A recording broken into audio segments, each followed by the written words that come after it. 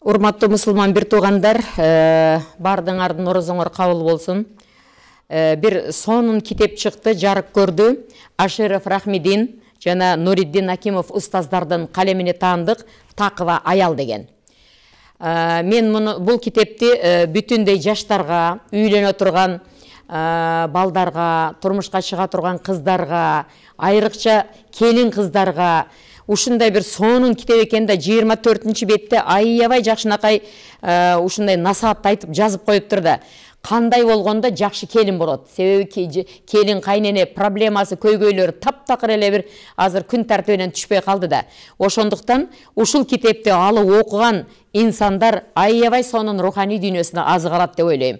Инстаграмда дагы «Такыва аял» KG деген баракча бар, карасаңыздар болот. Анан WhatsApp'та болсо төмөнкү телефонго чалсаңыздар кай жактан ала аласыздар бул китепти. 0777 28 47 20 28 47 20. Аябай сонун китеп экен. Мен кара окуп чыктым дагы.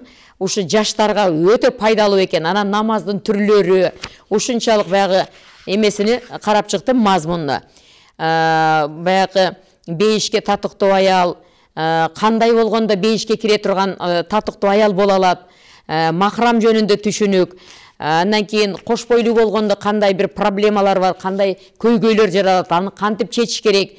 Жана башка дегеле бир жашоого байланыштуу сонун темалар бар экен. Айрыкча жаштарга ушунчалык мына 24-25, 26, 27, 28 беттерде сонун бир кеп кеңештер бар экен, алтындарым. Мен ушу китепти сунуш кылат элем, алып окуп, руханий дүйнөбүзгө азык алалы. Мыкты китептер менен гана азык алабыз. Аларды ошондой эле ойлон ойгон бар, Касымбек Жунусалиевдики биз эмнеге кыжалатпыз бар, Айтал Карнийдин капаланбасы бар, анан бакыттын сырын аштым бар.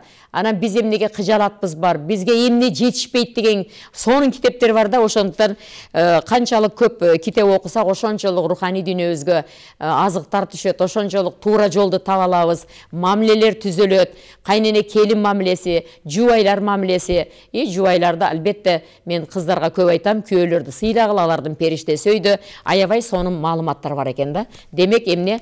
Такыва аял. Окугандан кийин кандай болгондо жакшы келин чыгат да?